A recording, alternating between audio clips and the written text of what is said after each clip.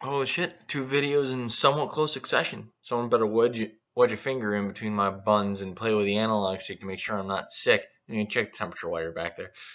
But anyway, the long and boring discussion about my antics when I'm not behind the screen aside, let's dive headfirst into these topics long dick style. So, as it usually goes with making memes, I'm a little bit behind the slew of people who do this stuff much more often and comparably much better than I do in a lot quicker succession. But the sheer stupidity and lack of self-awareness involved in this particularly asinine topic does bring it into my head enough for me to warrant criticizing it for the sake of satire, and because it's stupid. It here being the debacle regarding Nike shoes and people's propensity to lighting said shoes on fire in protest of this ad of all fucking things.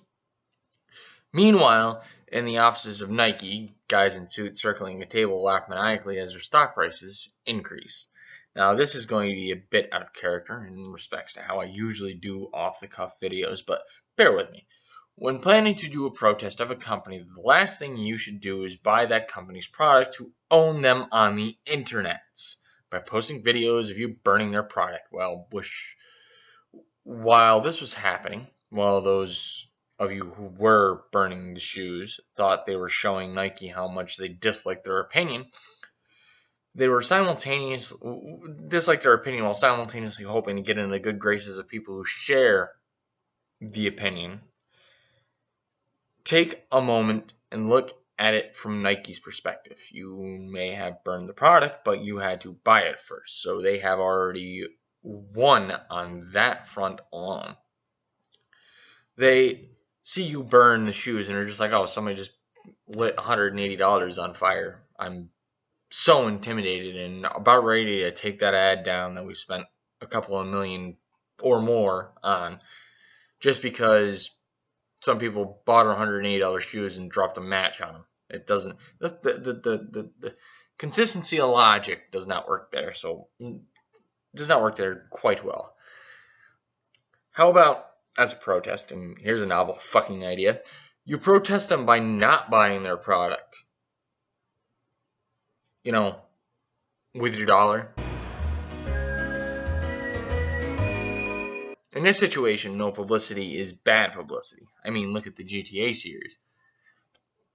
They were lambasted by the media, mainstream media, as being, violent murder death simulators for our kids, and they made a massive amount of publicity with the younger generation off of that, simply because they were put into the media and basically dropped in the mainstream. Not like GTA was not mainstream at the time. It was a pretty common game, but they still had a hell of a lot more sales because of the quote-unquote negative publicity.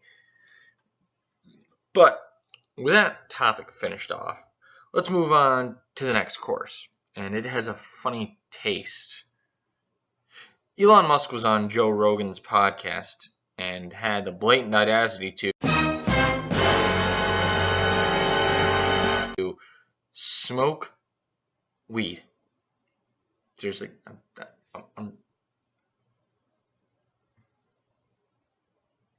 it's a fucking plant. Okay, well, I guess we're going to do this. We're doing this. And I didn't even know about this, and being, Elon Musk smoking pot, as I'm not a follower of Musk, nor do I pay attention to the Joe Rogan podcast. So how did I find out about this? Well, from all of the overly excessive, childish responses from journalists. It was like watching someone get physically angry because something didn't go their way. Analogies aside, though, the only thing this is doing is causing even more people to become untrustworthy of the media, which at this point shouldn't be surprising considering their track record. That aside, they're like that one kid who rats on everybody but still attempts to fit in. Like, back up, dude. You're a fucking cunt. Anyway, that headline is from a Vice article. But to be fair, it wasn't really that article that persuaded me to drive myself elbow deep into the anus of the media's ironic plain bias. Oh, that crown is reserved for this gem. Now, in regards to the taxi driver thing, I'm glossing over it as it isn't relevant to the point that I'm making. Essentially, it's a separate topic. After all, we have enough shit on our plate already. But the last part is what is really torquing my nuts. And not in the fun $5 hooker way. This apparent unwritten law that CEOs don't do recreational drugs, apparently, but back in the 80s, it was accepted that bankers and CEOs were snorting mounds of coke the size of the Rocky Mountains. Sure, it wasn't done out in public, but in this case, he's smoking weed in a garage on private property. You wouldn't bat an eye on him having a drink, so shut the fuck up and quit grandstanding in an attempt to seem as some kind of virtuous, pure person. Only super uptight boomers haven't at least tried pot. Don't be a hypocritical cunt. Pro tip of the day. Well, now that we're 50% through the cancer, and my wrists are begging for the sweet release of death in the way of a razor blade, but don't put one in the chamber because it's going to get worse. And here we have this. I'd rather listen to 10 people using rusty nails to play a guitar solo on a chalkboard than listen to Hogg drone on about short-sighted laws. Now, the irony here is that Hogg had an issue with Russia being involved in the U.S. election in the way of money. So, Russian involvement isn't okay, but Canada is. Yeah, they may come down here with their weapons made of apologies and syrup and sway the election. Hogg, Canada is a meme. For fuck's sake. I really hope you grow up soon, or you're going to be eaten alive with the attention you get. But you, of course, are from the delusion that a letter involved in a politician's name somehow makes them any more virtuous than the next schmuck in a suit trying to sell political ideals like snake oil. On top of that, asking for the help of another nation when your nation's elections don't go your way is indicative of two things. One, shows hypocrisy regarding my previous statement regarding who can and can't intervene with U.S. elections. And number two, and make sure you're writing these down. I know it's difficult for your tiny little brain to understand, but you are young and naive enough to believe Democrats are devoid of sin.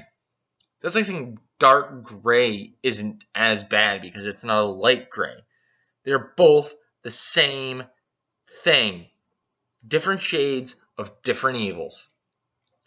But anyway, let's move on to the final topic for this shit show, and sadly it's one that is the inevitable result of a massive organization whose leaders and lawmakers don't have to answer to their constituents. I'm, of course, speaking of Article 13. Being as I'm from the U.S., yeah, hard to believe I'm a Yank. Not like you can tell by my accent or speech pattern, and that wasn't obvious or anything, but regardless. Many have taken to calling this the death of memes, but this is really the death of individual content and the ability to alter existing works to use them in your own manner. So yes, memes are part of this, but it would also apply to alter music, pictures, or any form of intellectual property that is taken and reformed by somebody to be used in a separate manner, even if for research, educational, or satire purposes. Article 13 proponents, the most loud of those are musicians, artists, and authors, which I can understand the perspective. I don't want this person to use my work because I don't want them to take credit for something that I created. I get that. But the reality is, and keep in mind I have self-awareness here, but when you produce a piece of work and release it out into the internet, it will come into contact with people who will reuse it for whatever purposes. And on top of that, copyright laws already exist in all of the countries that are involved in the EU in their own aspect. The EU is trying to grab power and control over the rest of Europe, which, coming from an organization that doesn't have to answer to the people of the lands it governs, gives me a level of unease I haven't seen since the last time that I really braved a really bad wet fart after a night at Taco Bell. But regardless, I just want to have a quick afterword regarding Article 13. while I did say before that I could see where certain people were getting upset about it, that does not mean in any way, shape, or form me condoning their actions. Just because I produce a piece of work, let's say I draw something and somebody makes a meme out of it, they're not representing my artwork as their own. They're using it for transformative properties. Hell, we have statues like that in the U.S. That's just local law. That's a quick search will render that for you. Hell, you even see it written into the rules of YouTube in its own, nomenclature kind of way.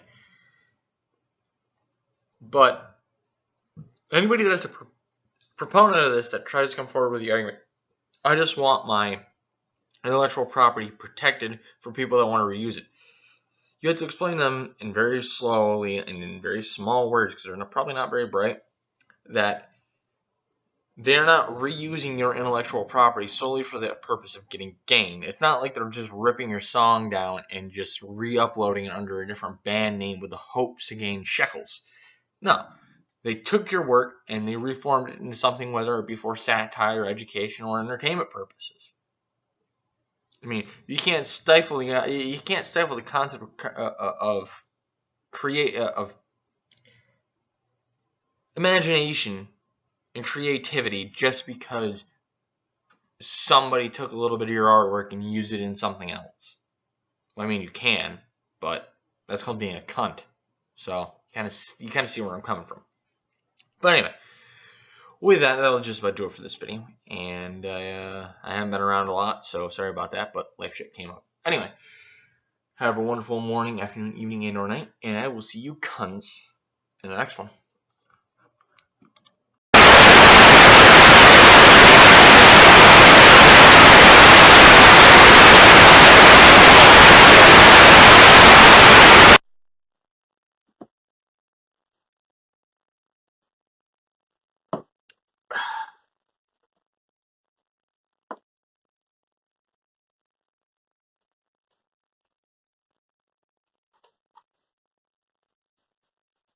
Oh, I hate when shit gets moved around in here.